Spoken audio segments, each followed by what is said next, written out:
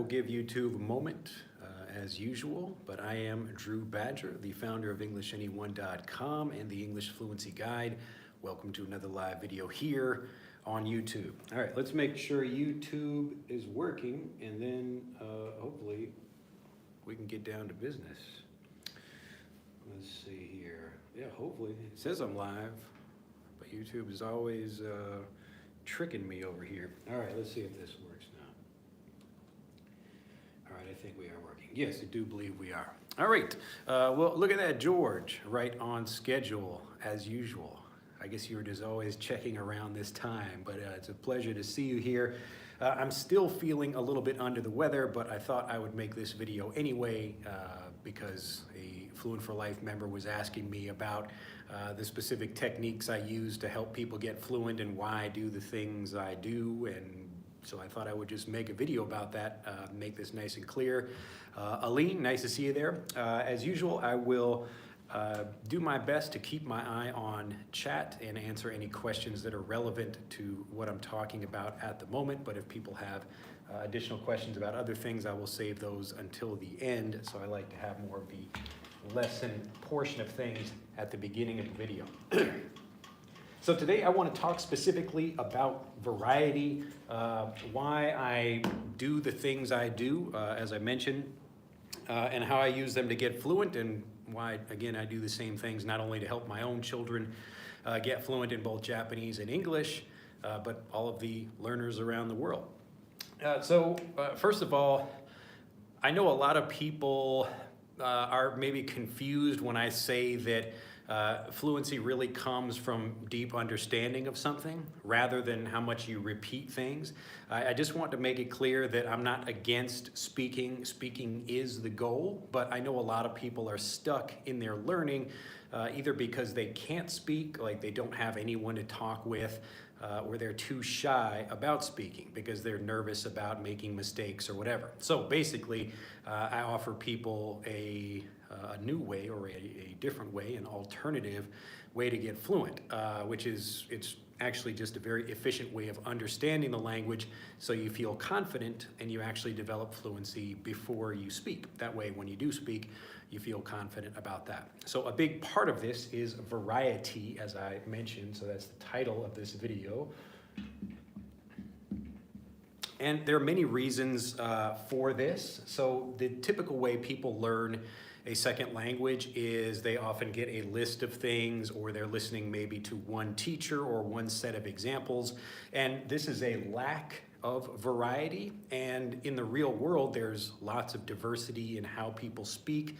You have different accents, different dialects, different speeds, different ways of expressing things, different levels of politeness. So if you're only prepared for a very small range of that, you're going to have a lot of trouble in conversations when your teacher says one thing, but then natives say something else. So remember, if your goal is actually to be able to communicate, and even if you don't speak very much, maybe you just want to understand movies and TV shows or whatever, you need to be prepared, and your learning should mirror the real life diversity that you have in movies and TV shows and real conversations. So hopefully that makes sense.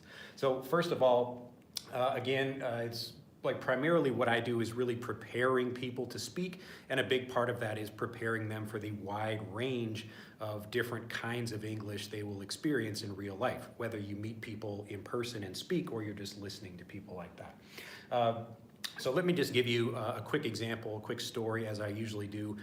When I was first living in Japan, I was learning basic vocabulary for a couple of different things, kind of talking with people about, you know, how they are, and I learned the word dikonsuru for divorce and kekkonsuru for getting married. And so I have like a word for married, whoops, I-E-D-M-A-R-R. You know, I can't read or can't write and talk at the same time, M-A-R-I-E-D. So to be married or to be divorced, so I learned these words in Japanese, but what was interesting is that I also heard this other term, so regular, like the term for divorce is dikonsuru. But another term I heard was like batsu, like batsu ichi, batsu ni. So batsu is basically like an X. Like I did something wrong, and so if you're like batsu ichi, it's like one divorce, or batsu ni, you would have 2 divorces or whatever. So here was an example where I could learn in a classroom.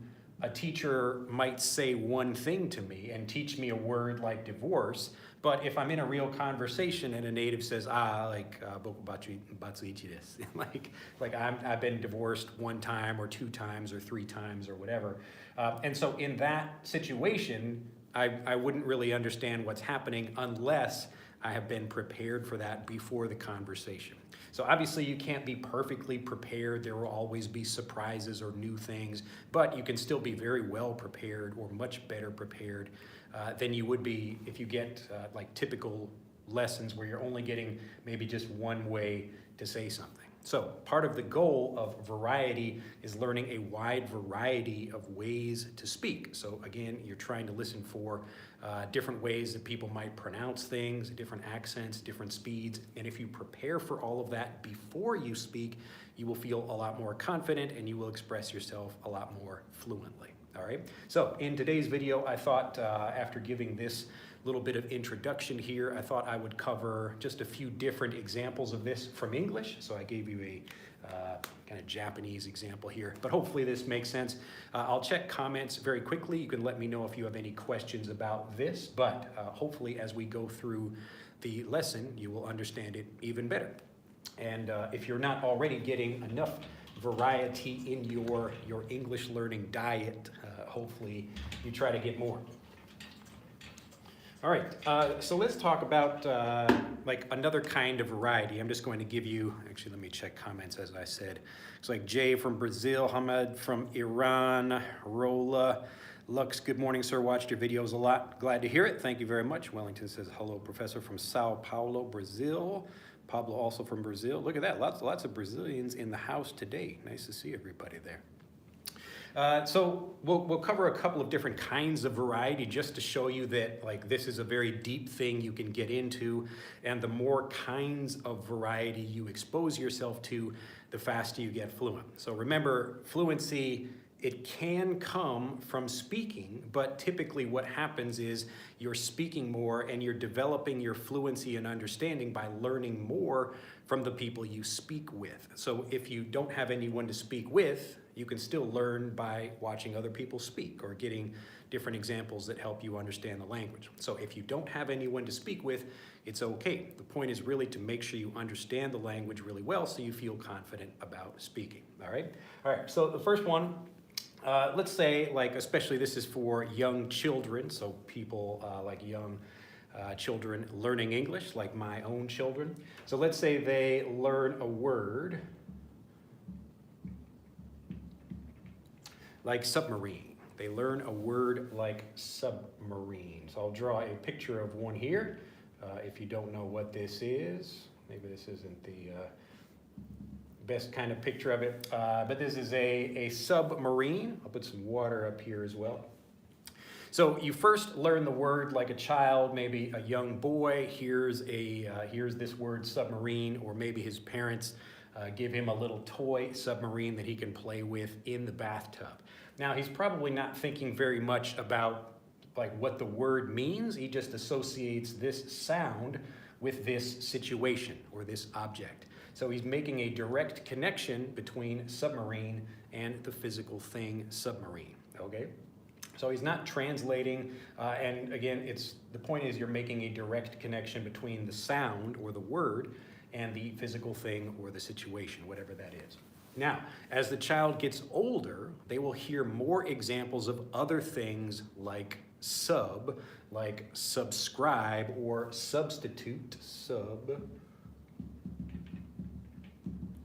substitute. And slowly the child will make a connection between, oh, isn't that interesting? They both have the word sub at the beginning. I wonder if there's a connection there. So remember, even if you're not consciously thinking about this, your brain is trying to figure these things out so it can help you use the language fluently. Your brain is essentially a pattern recognizing machine, and so you start looking at things like, oh, look at that, there's a connection between these two, and this can help me understand new words that maybe I learn, and I'll show you some more examples of that in the future shortly in this video. But again, the point is you start learning things like this and you're like, huh, submarine, so sub, oh, I understand sub means like under. Like you might have a sub-basement, so you have a house and then a basement and then a sub-basement, like even lower levels of a basement, or you could have a substitute. So a substitute is like, I really want this thing, but they don't have that, or maybe I want to order something at a restaurant. This is not available, so let me get a substitute for that thing with something else. So it's kind of a little bit lower quality, maybe not exactly what I want, but that's why we might have that. Subtitle is another good example. Rola, thank you very much for that. So I've told this story also when I was a child, and I went to an opera with my mom, and so we were at an actual theater where I'm watching an opera. And usually on a movie screen, you get subtitles, you get the words at the bottom of the screen, but there were words at the top above the performers, and my mom explained to me, oh, those are super titles, all right? So it's another good example of like, oh, look at that. Like now when I hear this, like subtitles, I don't, like as a young child, I don't really think that much about what it is. It's like, oh, look at that, like sub, and then title like words or something like that, the name of something, the title of that thing. So it's down titles and up titles. So as you're learning these different things, this is again another example of how variety allows you to learn things, and as you learn more, you can see how your learning would accelerate, because the more things that you learn, the more you have a stronger connection to make connections with new things much faster. All right, so it might seem like if I'm spending a bit more time focusing on one word at the beginning, like, yeah, it seems like it's a little bit slower, but again, progress accelerates over time because I'm able to learn faster. Now, what happens with most people is maybe they learn a word or they only learn one way to say something, and so they hit that intermediate level plateau where they know a lot of English or they know a lot of whatever language they're learning, but they don't really feel very confident because they don't know it without a doubt. So they really feel like, I'm kind of unsure about using this. Subjugate, another good example, Hamid. But hopefully you can start making those connections. So I just want to share one quick example with just a simple word where you have things like, oh, look at that, sub, and look at that. You can learn about marine, like, you know, some kind of water or ocean, something like that. So a submarine would be something that's under the water, okay?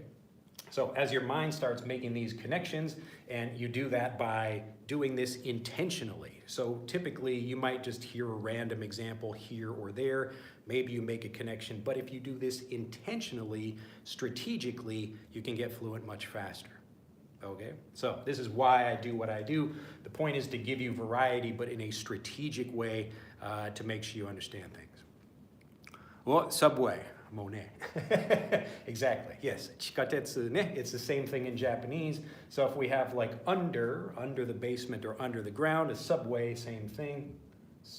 Excuse me. So it's the subway. So a way by going under something else, a subway, all right? Now, let's move on. If anybody has any questions about this as I go, let me know. I'll give you a few more examples of this. Now, one more, I haven't given this example on YouTube in quite a while, so I thought I might as well give it again. But if you have something in your room, wherever you're sitting right now, I want you to test this for yourself. Take one of your hands and you can cover one of your eyes, or you can just close one of your eyes and look at things in your room. Now, when you close one of your eyes, it becomes a little bit more difficult to tell exactly where that thing is. So if I hold up even a marker in front of me, if it's just kind of hanging here, you know, I still don't know exactly where it is. I know generally it's in this direction, but I can't reach out and grab it easily because I don't know exactly where it is, all right? And so when I open the other eye, now I have an additional, there's that variety there. I have a little bit more of a way of understanding something. And so if I have more ways of seeing where something is, like if I have one eye, I start with just one eye over here, and then I add another eye, and then I add some ears as well. That's really helping me understand where something is, okay? So if you're learning the kind of typical way where you're only getting one example or listening to one person's pronunciation or one kind of level of, maybe it could be polite or it could be casual or whatever, but again, the point is the less variety you have, the more difficult it will be for you in real communication because there's so much variety there. But again, you can practice and prepare for all this by getting lots of good examples, doing this strategically before you have a conversation, okay? So you don't need to wait for people. Usually I get somebody on the YouTube videos saying, hey, is there anyone who wants to practice? And I always remind people, you don't have to wait. Like if I'm trying to learn, I don't want to have to wait until I have someone to practice with. Really, I just need to get a lot of variety strategically to make sure that gets me fluent, and that means I'll be prepared for conversations whenever they happen. So even if I don't have someone to practice with, I can still improve. Okay. Sir, tell us some idiom. We're not really focusing on that, but you can get lots of those. If you're just looking for random vocabulary, then just Google that and you'll get plenty of examples. Tanya says, what about substitute? So I gave that example before, or gave that example earlier. Again, you're taking something and then like a kind of slightly less valuable or slightly less important or slightly less ideal thing is a choice you're making instead of the thing you really want. So if I go to a restaurant and I really want the pasta, but they don't have pasta today, I say, okay, well, let me substitute that with, you know, something else. So it doesn't necessarily mean a thing is actually worse, but that's the typical kind of idea where we're taking something and having kind of a lower, little bit of version of it. And that's why we would use a word like substitute. So we're changing something. Typically, it's kind of a less valuable thing. It's not the ideal thing we want, but we get something else instead, all right? So hopefully this makes sense. Again, I'm just like, this whole video is really about variety and giving you some, a variety of examples of how variety works. But let me know if this makes sense. Is everybody following this? Is everybody, I want to make sure people really get this idea, because if you think you have to speak and you can't, and you don't have anyone to speak with, you really feel stuck. And I know I felt this way when I was learning. But then I realized, oh, like my problem really isn't speaking opportunities. The problem is that I'm not actually feeling confident and ready when I do speak. So even if I have lots of speaking opportunities, if I don't feel certain and confident about my vocabulary or my grammar or whatever, then I'm not going to speak very well, okay? So instead of trying to force myself to speak or just learning more words, which is what a lot of people do, we want to just erase the doubts you have about speaking, and then you will communicate confidently. All right, let's see. I think we got those examples over here. So Hamid says, sure, Hamid's got it. Look, says, how to speak myself, sir, for practicing. You don't worry about talking to yourself. You can do that. But if you just get more examples of other people, just like I'm showing here. So imagine if you had 5 different native speakers who each gave you a slightly different version of a story, or they each had a slightly different way of pronouncing something, or they each had a slightly different way of describing a situation. That's what's going to get you fluent, because again, you're preparing yourself for the variety of real life by getting lots of examples. So it's not about you speaking, it's about you understanding the language really well and feeling prepared, because again, it's not just you giving a speech or something. The whole point is for you to be prepared for all of the variety and unpredictability of real communication. So my teacher might have a really slow clear, nice and easy accent, just like I'm giving you right now, and then you leave the classroom and you go talk with someone in the real world and they speak completely differently. They're too fast, or they're not very clear, or they're using completely different vocabulary. So it doesn't matter even if you have a teacher and you think, okay, this teacher is going to correct my mistakes, so I really need a corrector, someone there to answer my questions all the time. But you don't need that if you just start getting lots of examples, because it's all of the variety that actually helps you understand the language, okay? Hopefully that makes sense. I think people are getting it though. All right, let's see. I think we wanted to do, I'll give you one more example of this. Let's say you hear the word bank. Now, when you hear the word bank, usually people think of, maybe I'll draw kind of like a picture. This is maybe like a not so good. That kind of looks like a bank, I guess, you know. Isn't that a bank, I guess? There we go, it kind of looks like a bank. So when people hear the word bank, Ricardo, look at that with riverbank over there. Again, the variety is what really helps you understand the word. So you can probably think, like maybe when you just hear the bank, it's the same idea as a child learning the word submarine. So you're connecting this sound, bank, with this building or this place where you have a whole bunch of money. So we've got bank, and then we've got the place where a whole bunch of money is, a bank. Okay, I'm making a connection there. So lots of children, when they learn the word bank, this is what they think of. But again, as you get older, you start getting more variety and hearing different ways or different uses of the word bank. So what are some other uses we might hear? And I think I just got that one. What was that? Yeah, Ricardo gave riverbank. So if you can think about a river bank, so bank itself doesn't mean money. When you're thinking about this just as, again, when you're just learning the word and you're only making a connection between one sound or one word and a physical thing or a situation or whatever, you think that, oh, okay, bank means money. Nawful, very good, blood bank. Blood bank. So a river bank, we might have like the kind of banks, here's a river down here, and the river banks, like these are the banks of the river over here. So as you start getting more examples of a thing like this, now a blood bank, it kind of seems like a bank. Bankrupt, well that's having like no money at that point, but like basically the same idea of a bank is it's some kind of group or an accumulation of some kind. So here's another example over here. So let's say we have a cloud. So this is one, or I can't really draw I made the bank too big over here. I have to draw a smaller bank. So here is a cloud.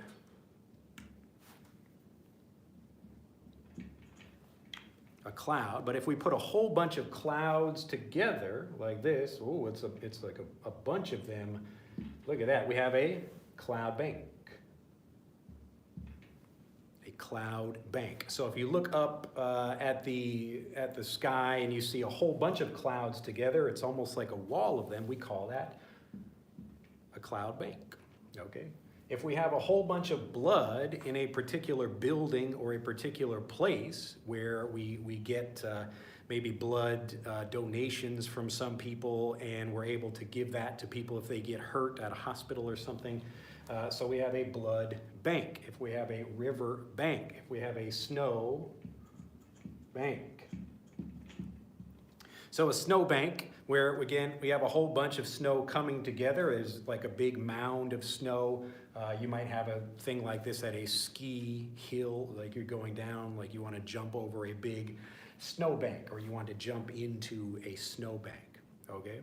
So do these make sense? So as we're, again, when you're learning a language, the point is not just to know one example of something, it's to really understand that thing well. And it seems like, okay, Drew, like you're making us take a long time to learn one word like bank, but it's not really one word. It's really understanding how something works and you can see how progress accelerates as you learn more. So as you keep learning other uses of bank in this way, then you're really going to understand them very quickly. You will be able to use them immediately when you speak, okay? And so I can take these things and I can have a bank for this thing or a bank for that thing, and I see, oh, look at that, a snow bank and a river bank.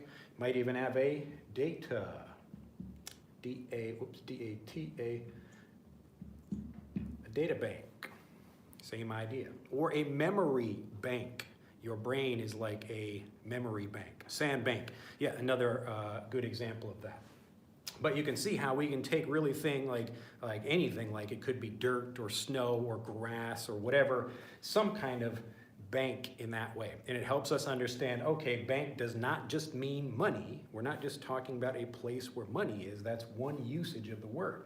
But a fluent speaker understands the language more deeply. Okay, so they really know the language well, so they can apply these other uses, and they can learn much faster because they can then learn anything new and integrate that into their learning and their speech very quickly. All right, pretty cool, right? Isn't that interesting? So this is why I tell people to focus, and this is this mix of focus and variety. I often call this naturally varied review, but again, the point is there is so much variety in the real world that the more you get this variety and do it systematically, the more prepared you will feel for your conversations. Okay, so I'm not trying to get you to improve by speaking, by repeating things you already know. What I want you to do is actually just expand your knowledge, deepen your knowledge, learn new ways of expressing things, hear different examples of other people say things, like how is a more polite way to say something, or a more casual way, or a rude way to say something. So all of those things are going to really make you feel much more confident, even before you speak.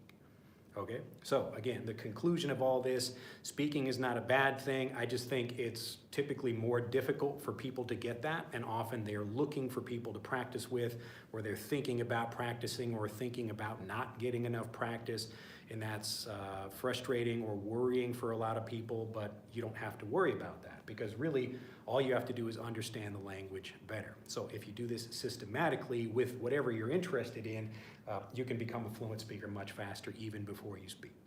All right, pretty cool. So this is what I do when I'm learning Japanese and when I'm trying to teach my kids as well. I'm trying to help my children make these connections faster, so that they're not just like, you know, one day they learn bank and then 3 years later they learn cloud bank or something like that. I want them to learn all of these things at the same time if they can, and I don't make it like a big lesson where, okay, today we're talking about the word bank and we hear different examples of this, but the point is, in that moment, if I can give one or two extra connections to make the word really that much more memorable, then my children will remember it more, they will feel more confident using it, they will start using it faster. All of these things happen because of variety, okay? So, yeah, Ricardo, another good example with phrasal verbs in the same way. So when we're taking different words and combining them in different ways, like we do with phrasal verbs, so we might have stand up and stand down, or sit up and sit down. We're taking these things and combining them in different ways. This helps us understand the individual words better, but it also helps us just build a much more, like a much more fluent vocabulary. We know things really well, we know them without a doubt, and that's what actually lets us speak. So hopefully this makes sense. See if I had any more notes on anything else. I think well, I'll just give you one more kind of like last example of this.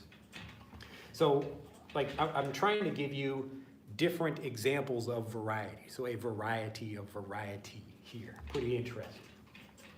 So let's say you're in a conversation, you might have the kind of variety where you hear different expressions or different ways of describing the same thing.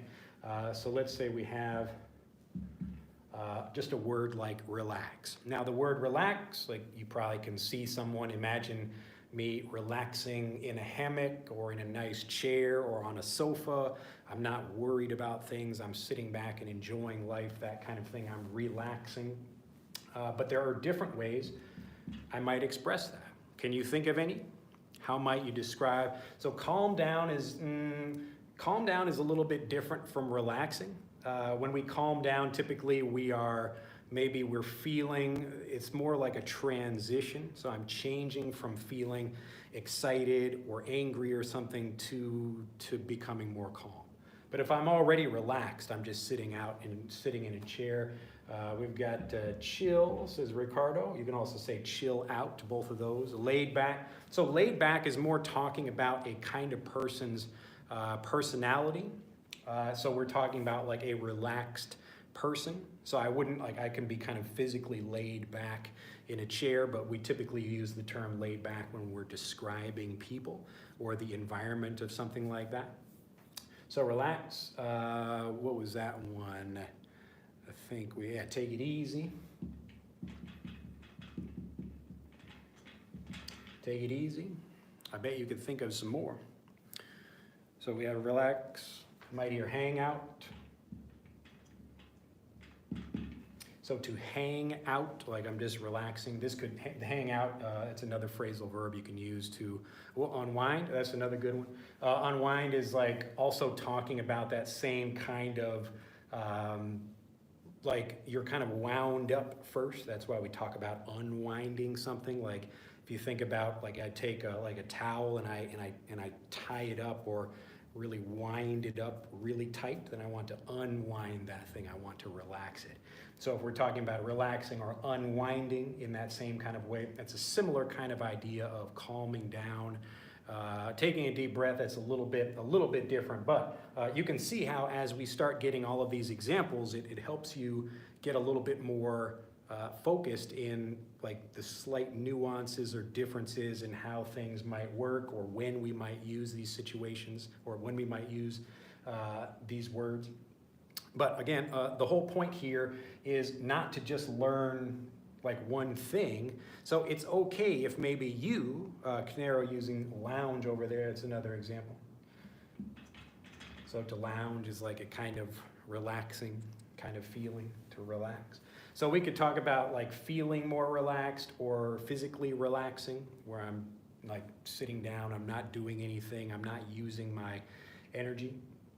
But again, the whole point here is if you're only getting a single example of something, it's going to be more difficult for you if natives use other things or you hear different things in movies or TV shows or whatever. So really pay attention for connecting situations with vocabulary. So rather than trying to think about like how do I translate a specific word meaning from my language into English, it's more in this situation, what do people say?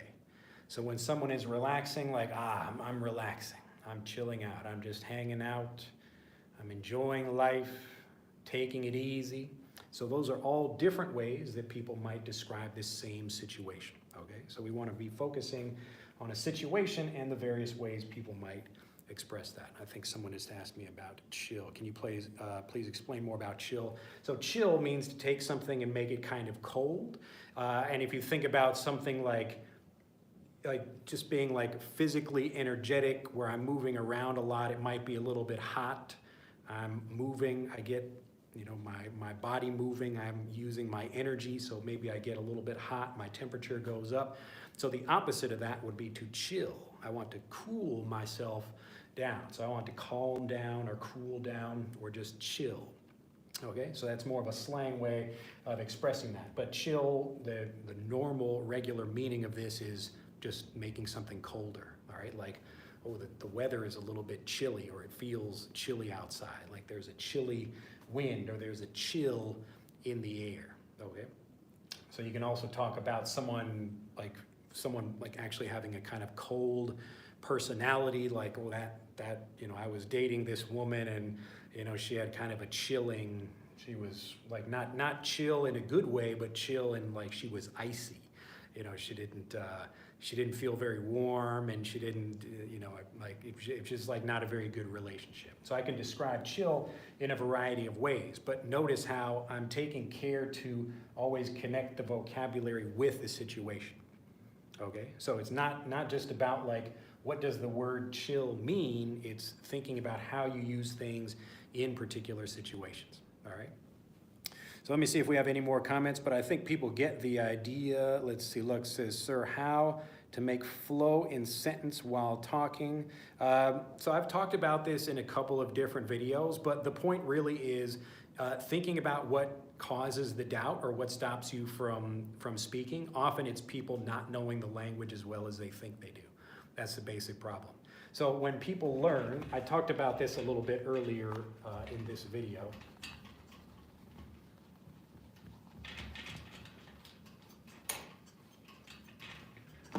So everything in this video has really been talking about variety, and the key here is really trying to understand the language well by getting lots of examples, because you will encounter real examples or various examples in real life. So what people typically do when they're learning, like they will learn more. Like let's say we have somebody at the beginning of their learning. They're learning, I don't know, like they begin learning at year 0, and they start learning, and at first they're making progress, they're learning more words, they're understanding things a bit more, but what usually happens is then people hit this plateau here. And the reason people hit this plateau is because they start knowing vocabulary and they expand the amount of vocabulary they know, but they don't know that vocabulary very well. So most people think they're not fluent because they don't know enough words. So they think, okay, like let's say I know 500 words, but I still don't feel very fluent and confident in conversations. So maybe I should be learning more. I still don't know enough words. And so they continue learning more, and like, okay, now I know 1,000 words, but they're still on the plateau. And at some point, usually they think like, wait a minute, maybe I'm doing, maybe this isn't the right way to get off of the plateau. So learning more words and typically not knowing them very well will keep you in this area over here. And it will help you understand more information, but you just won't feel more confident about speaking, because the confidence actually comes from eliminating the doubt about whatever you're learning. So if I know some vocabulary, but I don't really feel confident about using it, then I'll stay stuck on this plateau here. But the people who get off of this plateau, they actually learn more. And again, like I showed in the video, or earlier in this video, when you focus on something, at first it does take like a little bit longer, because I'm spending more time focusing on something like teaching one way to pronounce or one way to say something, but in a variety of ways, or something like that. Or I'm going to hear something from a variety of different speakers. So it seems like it's a slower approach, but again, progress accelerates over time, because now I can understand things really well. I feel confident about using them, and that makes it easier to learn new things. So this process snowballs over time. It's another good expression for you. If you think about a hill, and we've got a tiny snowball at the top up here, when you push the snowball, at first it's not very big. It's getting like a little bit bigger each time as it gets more snow. But as it goes down the hill, so now look at that, the snowball is much bigger, and now it's even bigger than that. It snowballs. So when we're talking about something increasing over time, to snowball like that. So we can talk about this as a verb, like this, my progress snowballs over time. So it's becoming better and better and faster and faster. I don't get stuck on the plateau because I already went beyond it. So I don't just learn vocabulary a little bit, I know it really well. I know it without a doubt. So if you have things that you don't know, then that's probably what's stopping you when you speak. So you think like, why can't I make fluent communication? It's typically because you can understand things, but you don't know them well enough to feel confident about using them. And often this is, it's not your fault if you have this problem. This is just the way typical language learning works. The idea is to try to learn as much as you can rather than to really become fluent and confident in that vocabulary. Okay, hopefully that answers your question. But this is a common question. I repeat this again and again, often in videos, but hopefully it makes sense to people. So the goal is not to try to learn as many words as you can, as fast as you can, if that doesn't actually help you speak. Okay? And so even knowing one way to express something. I could know 1,000 words, but if people say something different in conversations, that's not going to help me.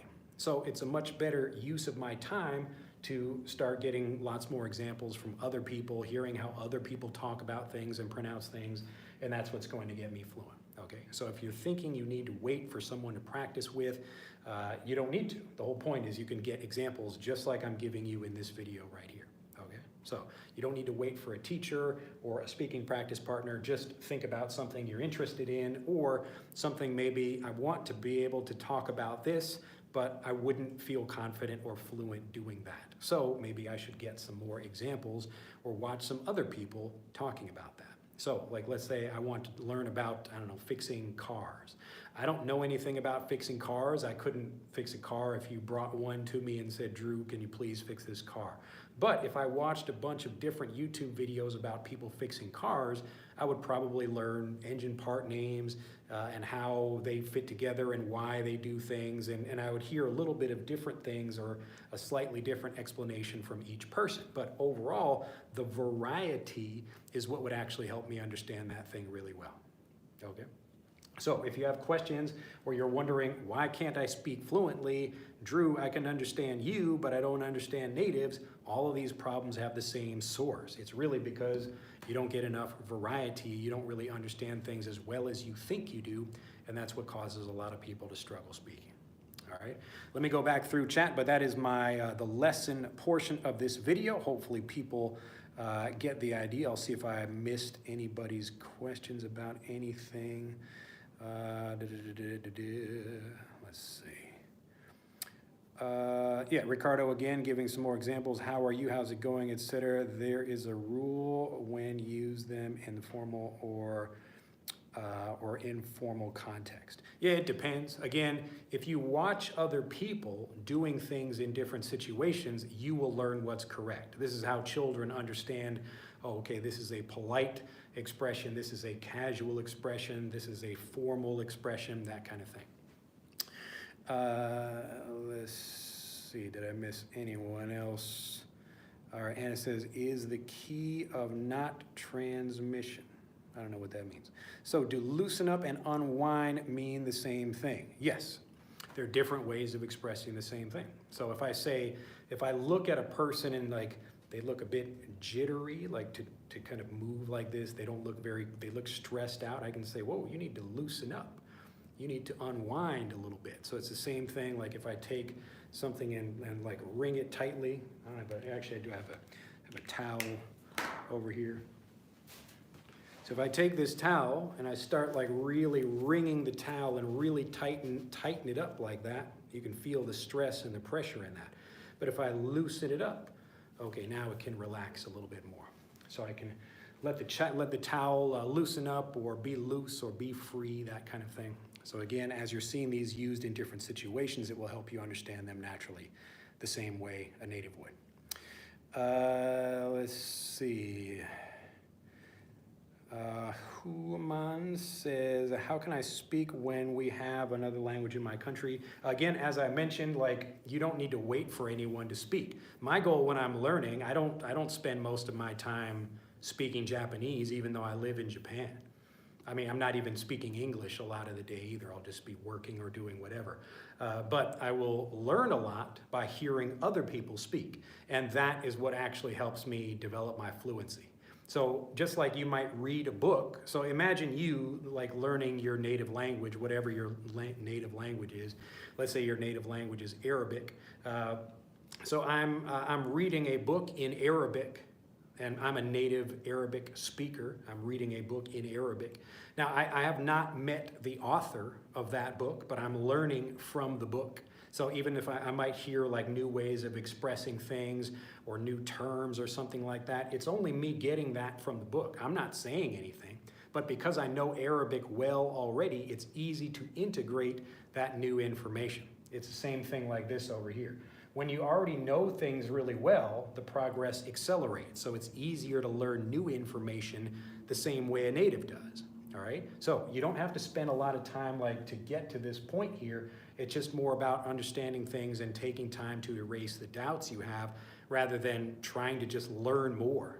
So it's not like knowing a bunch of random vocabulary. You really want to feel confident that you would communicate well, and you do that by knowing the vocabulary without a doubt. So if you feel confident before you speak, then you will be more likely to speak.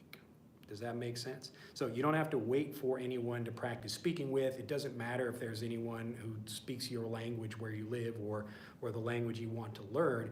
The point is, like this, I can get lots of examples with YouTube or the internet, television, or whatever, the newspaper, books, radio, music. If this was 100 years ago, yes, it would be a lot more difficult for people to learn a language. So if I'm just some guy in I don't know, like Egypt or whatever, and I don't have any English speakers around me, it's going to be more difficult for me to learn. But if you're watching this video right now, you're already connected to the most amount of information in the world history. So anything you want to learn, you can learn it, and it's very easy to do. The point is, like, can you take that and focus it and not try to just learn a bunch of random stuff, but actually learn so you eliminate the doubt you have that stops you from speaking. All right, so don't wait for people. Don't think like you can't speak because you don't have anyone to physically talk with.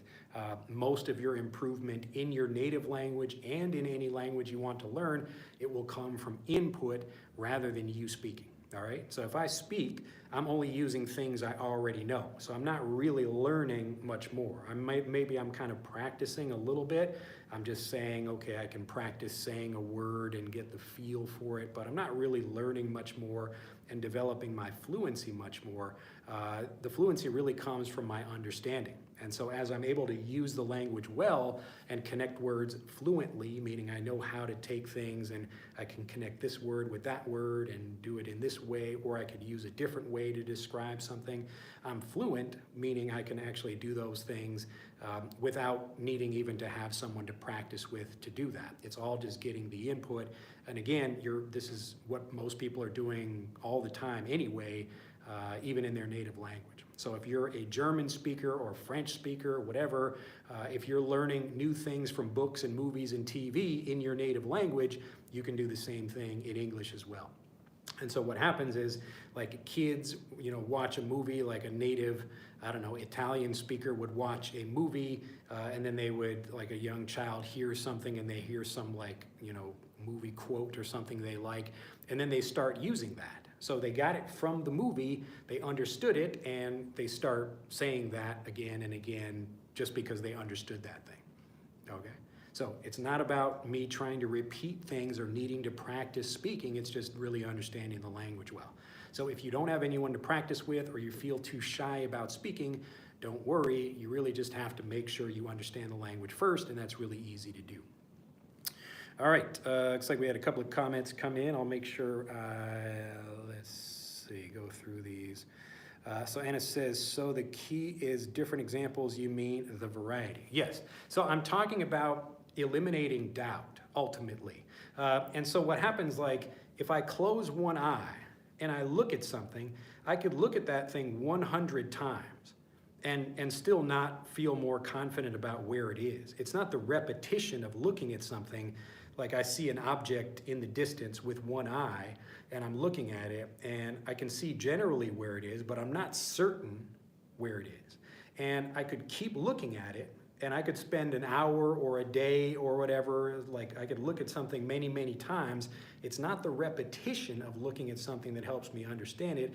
It's a different angle that helps me understand that when I open up my other eye or when I use my ears to also, hear the sound of something that's moving. So if there's an animal in the distance and I open up one eye and I cover my ears and I can't hear anything, it's a lot more difficult to tell where it is. But if I have both of my eyes and my ears, each of those things is giving me a slightly different angle. This is the variety that helps me understand something. It's even the same thing, like if you think about describing an orange, like a kind of fruit. So if I say, like, what is an orange? If I'm using my eyes, I mean, maybe I can hear the orange. In that case, I'm probably not like listening to it much. I don't hear much from the orange, but I can look at it, I can touch it, I can taste it, I can feel what it's like. And each one of these help me understand what the idea of orange is. And that's much better than someone just telling me like a description of something. I can very quickly understand what something is by getting more angles. And so the faster you get these different angles on something, the faster you get fluent. What most people think is they need to keep repeating something again and again, but the repetition doesn't really give you any new information. Your brain is looking for new information so it can help process what is something, how can I use it, how can I connect it with other things, how can I eliminate that doubt? And so that's what, I erased it already, but that's what variety does, okay? So that's the reason we try to get a whole bunch of variety. The point is not just to get variety, the point is that variety helps eliminate the doubt that stops people from speaking. So you don't have to wait for a lot of people, you know, like, oh, I'm living in Japan, I want to learn Korean though, and I don't have any Korean speakers around me. I got lots of Korean examples right here on YouTube. I can learn with those. I can learn it with whatever level I want to. I can watch children's TV shows, or I could watch something a bit more advanced, or even something for graduate students learning about, you know, math or, you know, physics or something like that. But anyway, all of this is available, and the point is not to just randomly get input, it's to really understand things well, okay? So notice I'm not just giving you like random variety of stuff. It's not like just get input, we take something and focus on it, but it's a combination of focus and variety that help you understand things. I'll just give you one more example or one more way to understand this.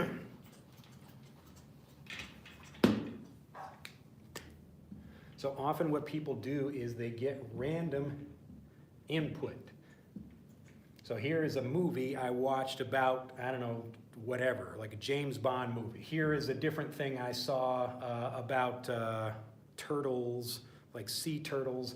Here is a radio program I listened to about gardening. Here is like, I don't know, a newspaper article I read about crime in the city. Here is a blog post I read about something else. Now, there's probably some overlap there, but we could be more precise, more strategic about how we do this. So what I recommend instead is what I call naturally varied review. So this is it's basically just an example of this kind of variety. So it's a combination of focus and variety. So we want, if we just take one thing, so the tricky thing like about this is if I watch a movie, I'm probably not going to want to watch that movie again. It's probably going to be boring, all right? Because I've seen the movie already. So if I watch a movie, I don't want to watch immediately the same movie again, even if I like the movie, all right? Because your brain wants to get new information. Your brain is always looking for, again, new angles of understanding things. But if I watch a movie about something, and then I watch another maybe kind of related to that topic, or I hear, you know, the same actor in different situations or something like that, this is what's really going to help me understand. This is a strategic way of getting that variety quickly so I can efficiently become a more fluent speaker. So I'm erasing doubt faster than this typical way of learning, okay? So if you can understand a lot, like I can watch a movie or read a book or do whatever, but you still can't speak, it means that you don't really have like 100% doubt cleared about all of these different things, all right? So you can understand something, but you still have some kind of doubt about pronunciation or vocabulary or whatever, and that's what stops you from speaking, okay? So again, the reason like this typical way of learning is like it's useful, but it's less useful than this because we're keeping our brain excited and happy. It's not boring, so we want to continue doing it. Like if I like learning about whatever, and you can do this with any topic you like. So if I like learning about gardening or baking or, you know, playing an instrument or video games or whatever your interest is, I can watch, and you probably do this already in your native language. You know, this is really how people develop expertise in a particular thing. They focus on something, but still get enough variety that it keeps it interesting, all right? So focus on one thing gets boring. And if you just watch a bunch of different things, you don't really understand things well enough to speak. But if you mix the two, you have focus and variety. You put the two together, and this is, look at that. Your brain is really excited. You enjoy this. Look at that. I can learn how my neighbor grows roses. I go to my neighbor and talk to my neighbor about that. And then I watch a YouTube video about how someone else grows roses. And then I watch a different YouTube video or I read a blog post or something. They're all about growing roses in a different way. All right? But if I'm interested in that, now of course, if I don't care about growing roses, this is probably a bad idea. But hopefully you get the point. So think about what your interests are and then get this naturally varied review. See different people talking about that same thing. See different ways of describing it, like different levels of politeness. There's actually, I think I've talked about this before, I think Wired, like the magazine Wired, they have even a series, I think here on YouTube, where they have like 5 different levels of explanation or something. Or like I just saw like a Japanese TV show, another example of this. This was like some celebrities who were pretty good artists. They could draw pictures or whatever. And so the TV show would rank them by how good they are compared to like a master artist. And so you can see when you compare these different things, it's the comparison that really helps you understand. So another good example, I was talking with my wife a few days ago about this. She was talking about doing calligraphy, like she's very good at like drawing, you know, like beautiful Japanese characters. Her writing is much better than mine. She's done that for a long time. And she was saying, you know, I look on websites that sell these things and like, you know, here's a picture of, I don't know, let's just put some like character or whatever on here. And if I'm drawing this very quickly, it's like, ooh, if I'm like a foreigner, I'm just some guy in America and I don't know like what is a good character and what's not, maybe I think, ooh, this is like a very beautiful looking picture and I buy that one. But if I compare it with this other one over here, and I'm not going to draw this very well, but like let's imagine it's like a beautiful, you know, like stroke that goes down here and, you know, it's like, wow, look at that. And, you know, like if you have actually someone who can teach you and show you the difference between these things, that's also going to help you learn. And this is related to especially like different styles of seeing how things work. Like when you see a young child learn like a particular character, like do, like that. So when they learn this in a textbook, it's nice and clear and easy and simple. So people learning Japanese, when they're first starting, they typically learn this. But then they see you might hear or see this same kanji used in like a very stylized way in real life. And so it's like wow, like, you know, some like cool looking thing, but if you don't know what it is, you can't really appreciate that or recognize what it means. So again, it's the variety that help you understand the thing. Not just seeing one clear example from a teacher, you're getting lots of different examples that really prepare you for that thing, whatever that is. Keiko asked, enjoyment leads to mastery. Not necessarily. I mean, like mastery also implies like you're putting some kind of like focus or energy into that, but enjoyment is certainly helpful for mastery. I mean, I could become a master of something I don't like. That probably, you know, it wouldn't be fun, but it is possible to do that. But again, the point is, it's the variety of things that really help your brain understand. All right, so that's why, like, Fluent for Life is all about this. The whole point of the program is to get you lots of variety, help you understand things in different ways. All right, let me go through the last couple of comments here. Davoud says, hi everyone, first time in live. How can I learn verbs that have many different meanings? Like, if are you talking about like the same verb having different meanings? I don't recommend people learn in that way. I know this is a typical thing people want to do. So natives and learners, they learn in different ways like this. And so typically a non-native, like somebody trying to learn a language, they will learn a word. I don't know, like let's say like cut. So something, it seems like nice, simple meaning like that, cut. And then they will think, okay, like now teacher, please give me like every use of the word cut. And so they will try to learn the word that way, like kind of the way a computer would take that information. Now, a computer is very good at that. The computer can take this and think, oh, okay, we're going to give you a bunch of different ways to use this, or here are some different examples of that. But humans are not very good about learning with lists in this way. So it's just not a very memorable way for us to learn. So again, it's good for a computer, but it's not good for us. So what I recommend instead is, again, always focusing on connecting a word with a particular situation. So whatever that is. So let's say we have cut. So a young child, just like I gave the example earlier in this video about submarine. So a young child learns the word submarine and they see like a physical submarine, like a toy. And so they connect that sound with that thing. All right, and so you could have like a physical thing or an action, something like that. Like I can show my child, look, I'm running right now. I'm actually physically moving like that. So they understand the difference between walking and running in that way. So they're making a connection between a verb or whatever the word is and an action or some kind of object or whatever. And it doesn't matter. This could be a physical thing or a non-physical idea, concept or whatever.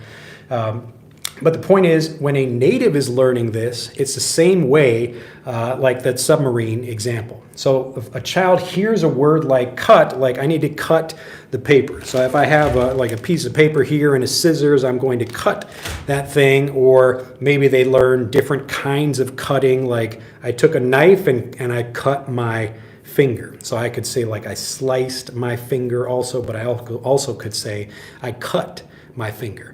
And so here they're learning a specific word, like this sound means something in this situation. So I'm cutting something, or I'm like cutting my hair or whatever, but then later they might hear like different examples of something like I'm cutting school. So instead of like cut paper, here is a slightly different use of the word, like to cut school. So instead of like I'm going to school, school is like supposed to go like from like 9 in the morning until 3 in the afternoon. But I'm going to cut school. Like I'm either I don't go to school at all, or I'm at school and then I cut class. So I didn't go to my class today. Okay? So here's another example of cut where the point is not to try to take a word and then memorize every use of it, because that's not going to help you use it. I don't think I've ever met a learner once, like anyone who learned in this method and was a fluent speaker of a language. I don't think I've ever met that person. Now, maybe they exist, but I just haven't personally met one. This method has not helped me, and typically this is not how humans learn in general. So it's probably going to be a more frustrating way to learn. It will be more difficult for you because the brain doesn't really like trying to get like information in this way. And I'll just give you like another example of cut. So maybe I have like I'm walking down the street. So here is like a street over here. This is the sidewalk, and the street over here, some cars in the street. And now I might cut. I'm walking here and I might, I cut this corner. So instead of going all the way like walking over here, I cut that corner. I cut that corner. And I could take this idea and apply that figuratively, like I'm cutting corners in my job or something. So I'm supposed to do this, but I'm not really doing it as well as I should, or my materials are weaker or something than they should be. I'm cutting corners, okay? But you see how what's really happening here is the connection is what allows you to understand and remember and speak. And as I make more connections, that's what accelerates my learning. So it seems like I'm taking a longer time. I don't know, maybe I'm talking a few minutes about just one word here, but doesn't it make you feel more fluent? So you hear, okay, like it's not me like cut and then like 10 different examples of this. It's like, I'll give you some examples, but the point is to really make that connection, and then like these things begin to make connections as well. And it's the connections that really help you speak. All right, so this is why we get variety, but we really want to be smart about how we get that variety. If you have a story or a visual example or something that really helps you understand the thing really well, that's what's going to help you use it. But if you're just trying to get a list of different things, it's going to be more difficult for you. All right. Let me make sure I answer that correctly. Dawood says, thanks. I asked because you always say we should remove doubts and learn a word in all possible contexts. Well, I don't say you should learn a word in all possible contexts. What I'm saying is remove the doubt about like specific usages.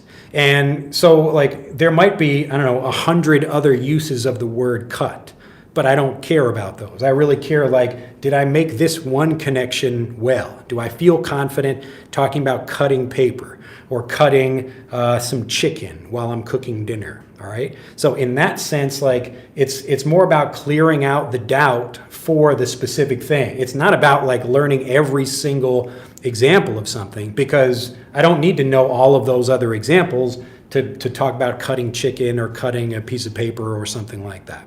All right. But as I get more examples of the word, it makes that connection even stronger. So any new connections I make, they make the current connection stronger. New connections are easier to make. But again, I'm trying to be strategic about how I do this. It's not like learn the word cut and learn every definition of the word cut. All right. So your brain is like, it's kind of giving you two ideas. The first idea is like, ooh, look, a list of things. Like if I just memorize this list, then I will know every use of that grammar point or whatever, and I will feel confident. But it doesn't work that way. Your brain is like excited to do that because you want to have a list and feel certain. It's all about certainty and removing doubt. But the first way of doing that, it's like, ooh, a list. I'm so excited about a list, but you don't really feel very confident using it, all right? Because you're thinking like, okay, I'm trying to think about that list in my mind. Is this word correct, or should I use a different word, something like that? And so it becomes much more difficult. But if you actually make smart, real, strong connections, that's what's going to help you learn. So the point is not to try to learn every usage in every context. I'm just saying for a particular context, a particular usage, really make sure you understand that thing without a doubt. Okay? So even if I understand this, maybe I don't understand some other things, that's okay. I will understand them later, maybe when I have, the example to use those or whatever. But in general, just making simple, strong connections like this, and the more connections you can make, the better. But don't force yourself to try to learn every use or, whatever, try to get everything in every context. Nobody is doing that, all right? What we're trying to do is take the kind of way that natives do things, but in making it much more efficient, okay? So it's not like children, again, like they learn submarine, and then later they learn, basement. That's interesting. That's kind of like submarine. So they make that connection later. We want to do that intentionally. We want to do that systematically, and the faster you do that, the better. But notice, I'm not just trying to give you a word and give you like a bunch of different things. I'm helping you make connections. All right? It's the connections that really help us. That's the way our minds work. It's all about making connections, and that way I can take a word like cut, and I know how to use it for cutting food or cutting class or cutting corners. I could cut corners physically. I could cut corners figuratively, like in my work or whatever, different things like that. But that's how you learn a word and come to understand it even better over time, but you can do it much more efficiently than even natives are learning. So when people say, well, I'm not a native, I can't learn fast, like, sure you can. Children do not learn everything very efficiently, and a lot of parents are not trying to do what I'm doing for you here, which is like really help you understand things without a doubt, like giving you 1 or 2 or 3 extra connections to make things a lot more understandable, all right? So think about it that way. Notice that you're not speaking right now, but if you feel more confident about using the word cut, it's because you understand it better. It's because I'm removing the doubt for you by giving these examples. All right. So if I can remove your doubt, or you can remove it by yourself if you like, but once the doubt is gone, what would stop you from speaking? That's the basic idea. All right. But don't think about it too hard. Don't worry about it too much. Don't try to learn everything. Just think about specific doubts you have, and that should get you fluent much faster. Oh, Tsubasa, nice to see you there. Ohio, sunny for the past couple of days in Kyushu. Yes, it has. It's been very nice. It's still been a little bit cold, though. All right, let's see. Anna says, can I practice that in Germany? Well, you can learn any language in any country, basically, as long as you have the internet, really. Javier says, greetings, teacher. You should leave the subtitles in English for beginners so they can learn them better. Yes, these live videos don't have subtitles because Google is not going to translate and give subtitles immediately, but we do put the transcripts up usually like a day later, I think. Ricardo says, can I offer the topic for the next lesson? I think nobody explains like you. In a sentence, I can use different links, despite, even though, although, however, and so on. In a sentence, I can use different links, despite. You're talking about like connectors, like sentence connectors? What's your question about those? And remember, again, think about how I would teach that. So I would probably not go through here are 20 different sentence connectors. Even in the lesson set in Fluent for Life where we're talking about this, we have a whole lesson set about sentence connectors and things like this. We take a whole lesson to really help people understand these things, not just give you a list of these and then hopefully you remember it, all right? So again, this is a physical word or an easier word to understand, a word like cut. But if you have, it doesn't matter what the word is, it's best if you're trying to connect the word with a particular situation. So what are you doing, or using a word like although or therefore or however, looking at those different examples of how natives are using those, you can even focus on that particular thing when you listen. So I was explaining this to another member of Fluent for Life that in a conversation, so each lesson set has a conversation, and we could take lots of different grammar points from each of those, because every conversation, even me explaining things now, I'm using many different grammar structures as I explain things. But I just wanted to take one thing and highlight that or focus on that for a particular lesson, and for different lessons you might focus on something else. So that's how you would do that, even if you're learning by yourself, whether you're a member of the program or not. The point is, can you get more examples and really help yourself understand things by making connections directly between the vocabulary and the situation?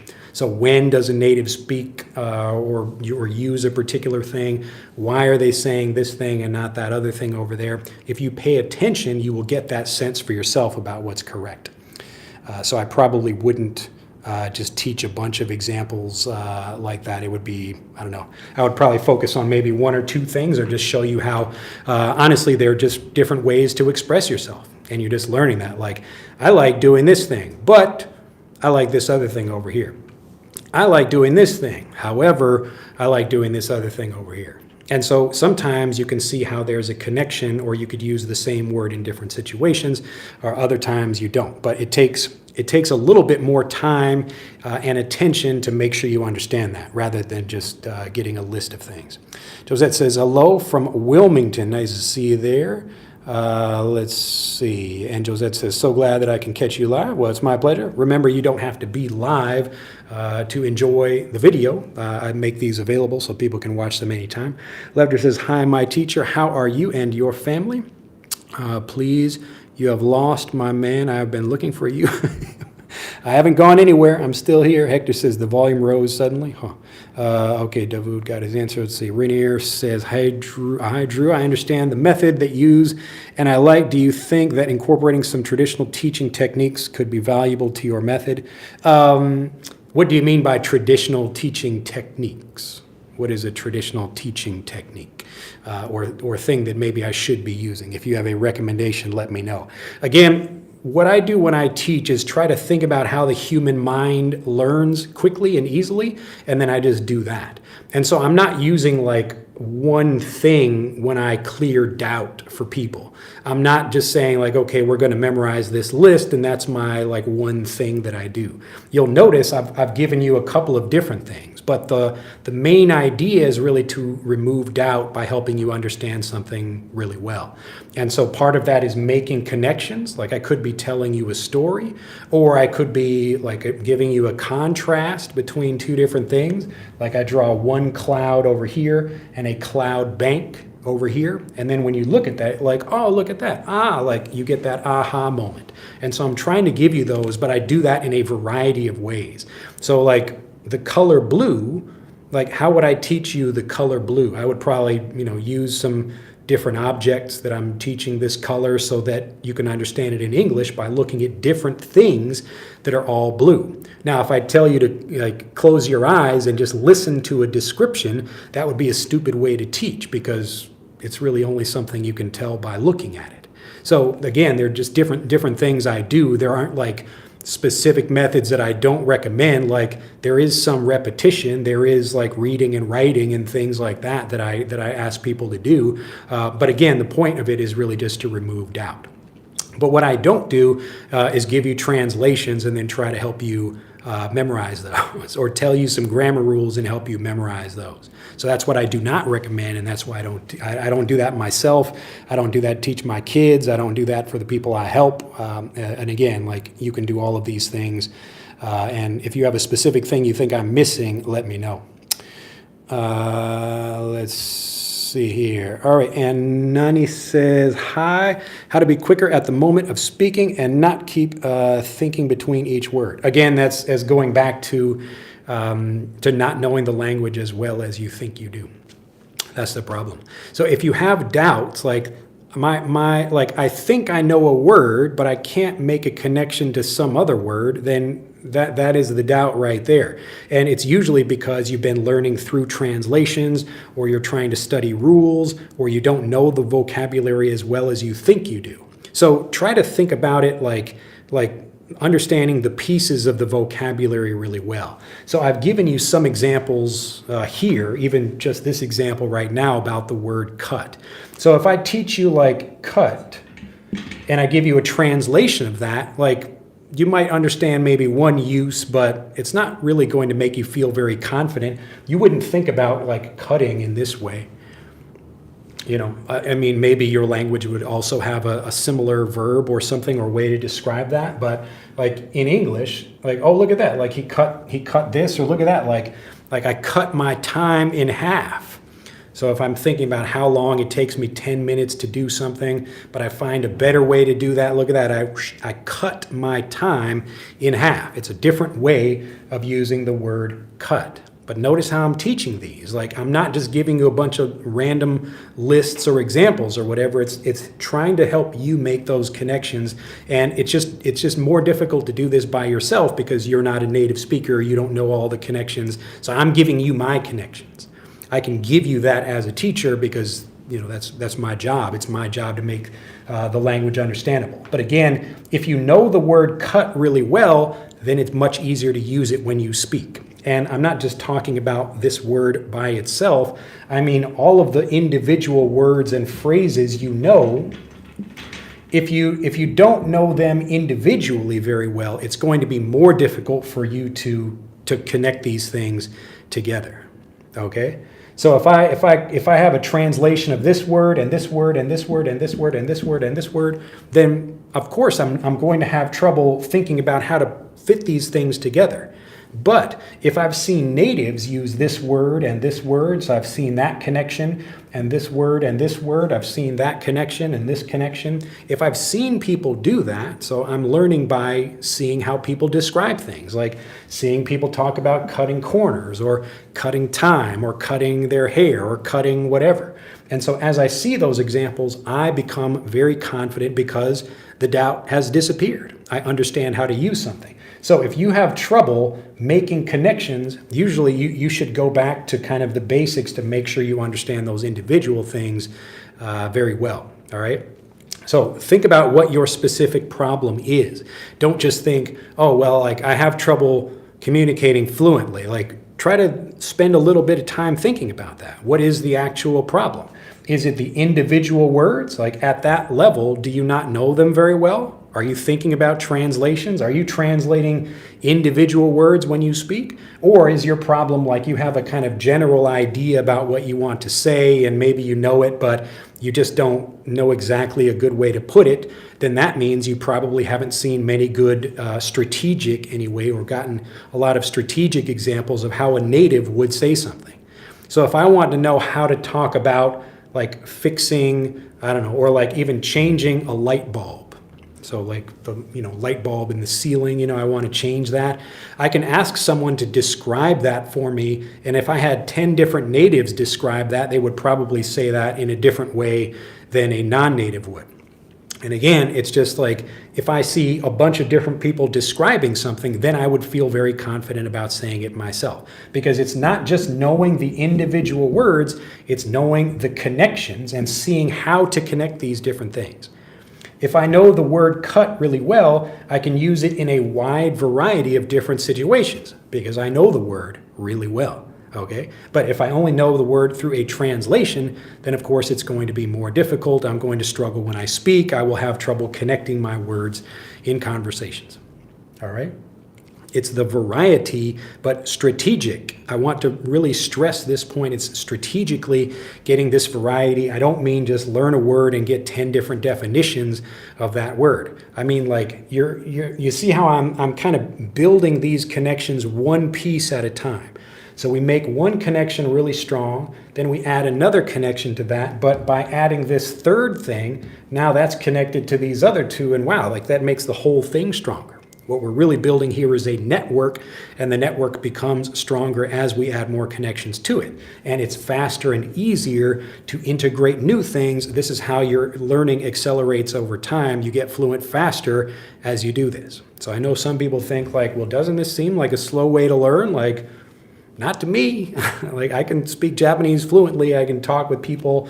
It doesn't matter where I walk around or live or who I'm speaking with. I don't know everything about Japanese, but I feel very confident about all the language that I do know, in the same way that I don't know everything in English, but I feel very confident about the language I do know. All right. So again, the point is not to try to get translations of everything or anything that like you might have trouble in conversations. It's typically because either the individual pieces are not very strong or the connections between those pieces is not like that connection isn't strong either. All right, let me know if you have any questions about that. You can hear I'm losing my voice, so I'll have to shut this down. We're at 80 minutes. Oh my goodness. All right, let's see. Anna says, and after understanding the different situations, when can we use a word we can connect it to another that is synonyms? Yeah, so again, there are lots of different synonyms or other connections you could make. But again, like you don't have to spend a lot of time. Like when I learned Japanese, it's more like when I heard the example of like batsuichi. Like I gave that earlier in the video about being divorced one time. So when I hear that, it's like, oh, look, I just integrated that immediately and became fluent in that thing already because I already knew batsu, I already knew ichi, and I understood the context. So I became like, oh, like batsu ichi as like a particular thing, meaning like I've been divorced one time. So I was immediately able to integrate that because I knew those individual pieces really well. Okay? So again, the learning process accelerates over time if you know things well. If you don't know things well, you stay on that plateau for many, many years. You continue to learn more, but you don't really feel very confident. You're always having to translate or think about grammar rules or whatever because you just don't know it very well. All right, so spend a little bit more time, think about making connections, and as soon as you start doing this, you really feel the joy and the ease that comes from communication because you have those connections made very strong. All right, let's see if we'll get through the last. All right. Okay, I think we're near the end. As Human says, can you teach gives as suffixes, like give away? Well, those aren't, you're talking about phrasal verbs, not suffixes, but just go into Google. If you're looking for a list of words, go to Google for that. And I don't recommend you learn that way because you probably won't remember what you learn. Again, like even when we teach like in the visual guide to phrasal verbs, we're really focusing on making lots of connections with words like that, not just getting a list with a bunch of different things. That's not really going to help you very much. And it says, you mean this is how a neuron works in the brain? Yeah, I mean, it's the same idea. Mukesh says, I'm always confident like you, and that's the best way to express yourself. Yes. And so it's not just feeling confident. It's like you know you will speak correctly, so you feel confident. If I don't know anything about something, then I'm probably not going to speak very confidently about it, even in English, like the fixing car example. I don't know anything about fixing cars.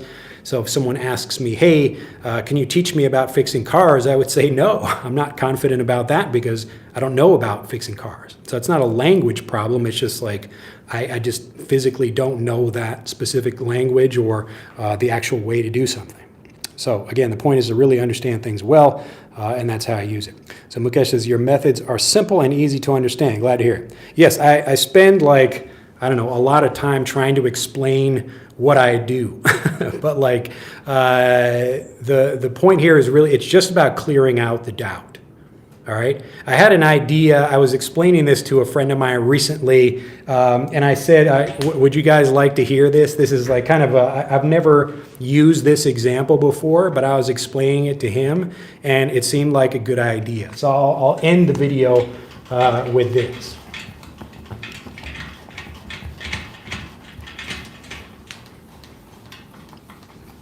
So I was talking recently about like how I do what I do, and I said I help. So I like the people that I mostly help, or there are a couple different groups, but the main one is intermediate to advanced learners who know a lot of English but struggle to speak.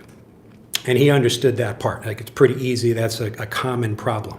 And I said what I do is I remove the doubts that people have so they feel confident about speaking. And he was like, well, how do you do that? And I said, all right, well, let's like think about this. Imagine you have like a special machine that could make you confident in your English instantly.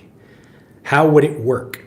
So I was explaining this to him. It's like, okay, here's a person, they already know a lot of English, but they struggle to speak. And there's this machine over here, like a magical machine that I could instantly, or the machine could instantly make you completely confident in your English. How would it work? And so we were talking about that, and I was basically saying it would work. Like it wouldn't just like give you more rules. It wouldn't teach you even more information. It would remove, almost like, imagine like a vacuum cleaner, like sucking out like all of the doubt and worry and translations and all of that stuff. It would remove information from you. It would remove things. It would remove doubt rather than try to give you more. So it would work kind of like a vacuum cleaner, and hopefully this idea, does that idea make sense? So obviously this machine does not exist, but the next best thing is like the kinds of things I've been doing in this video, which is really just helping you clear out that doubt by understanding the language better. Does this make sense? So he understood this idea of like almost like a vacuum cleaner that would remove your doubts. But the basic idea is that if we can help you not just like teach you more information, because your problem is not how much information you know. So this is not advice for beginners. I'm not talking about very beginners of a language. Of course, they need to learn information. I'm talking about the people who can understand what I'm saying right now, but they don't feel that confident about speaking, all right? Your problem is not how much you know. It's not even how much you speak. It's like you still have all these doubts in your head about, okay, is this grammar point correct? Is my pronunciation correct? And all these things. So if I can clear that doubt, if I can remove that, what would stop you from speaking? You would speak fluently, wouldn't you? All the doubt would be gone. What would stop you? So that's the basic idea. And so it would be awesome if such a machine existed, but the next best thing is me being able to help you do this. And whether you do this with me or not, hopefully you get the idea. The point is not to just add even more information into your head, because if you're not fluent in what you know already, how would more information help you? All right. The point is like you can become fluent or not fluent in individual words and phrases if you understand them well or not. All right. So you can know a lot, but at a very low level. And that's how you can be stuck and kind of know many things, but not feel very confident about speaking. All right. So that's the basic idea. All right, last couple of things over here. Keiko says, "Oh, yes, I need to drink some. I do have my water over here." See, another example. I think I've given this example before. Like, look at that. So this is a stylized version, like the one I gave you before for water. But the textbook example does not look like this. It's a very clean, very simple, very easy to understand thing. So children can learn. Children do not learn to write by looking at examples like this. All right, but they get examples like this in real life. So they learn how to make that connection between a clear looking picture and a more stylized one like this, or like this, or like this. So this, like Suntory, like that's very clear and easy to read. But this is like, ooh, it's kind of cool and stylized looking for this natural mineral water here. All right, so it's the same thing. If you only get clear, easy examples in classes, then it's going to be difficult for you to use those things. But if you get those clear, easy examples and you also see how these are connected to that, that's where you really get to fit in to real life and use what you actually know. All right, you feel confident about making it. All right, but let me finally.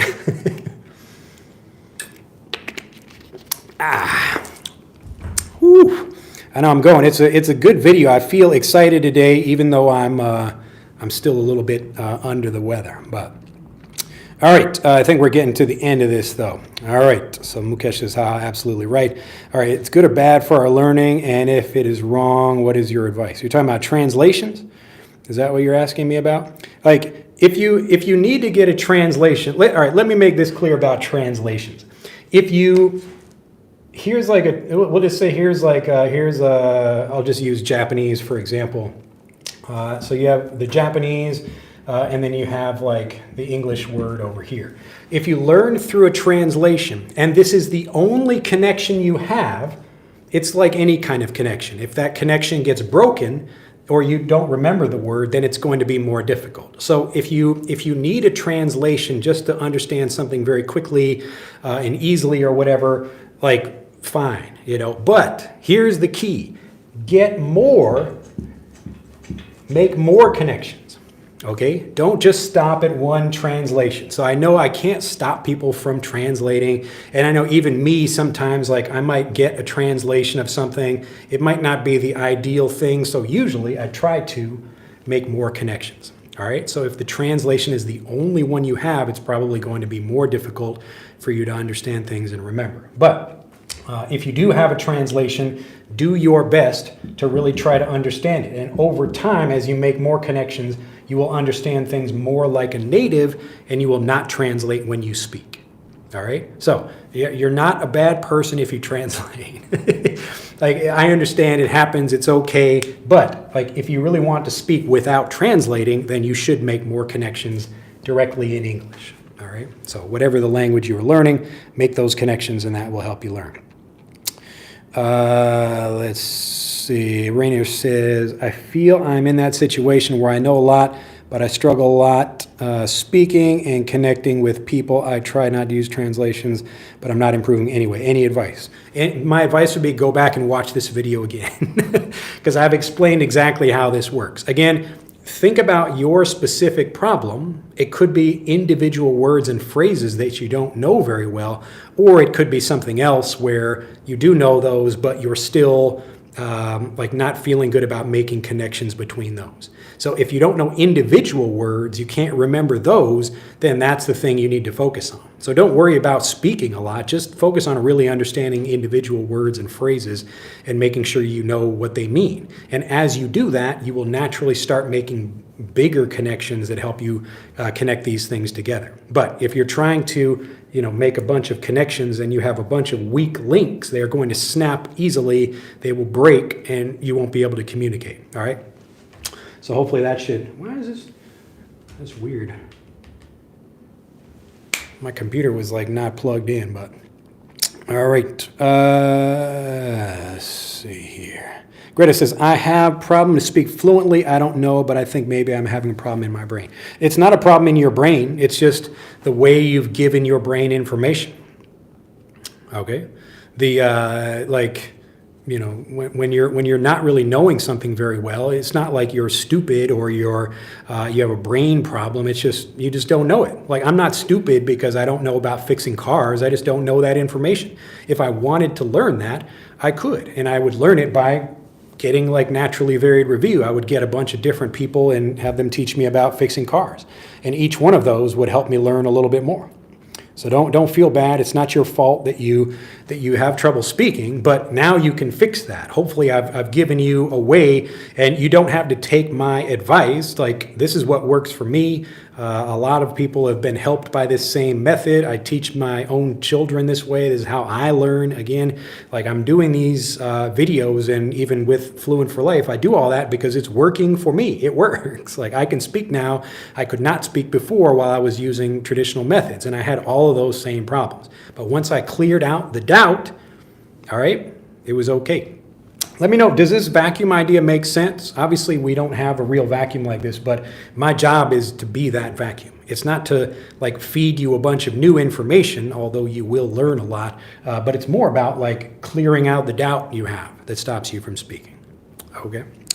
All right. And George says, then is Madu zero, means single. I don't know. I don't know what that would mean. Yeah, I guess you would just have like, I guess, I don't know how you would say that in Japanese, just like maru for like you got married. But typically, like, you get like maru mitsu for like doing something good. So when you just get married, maybe that's, I don't know, like 3 good circles or something.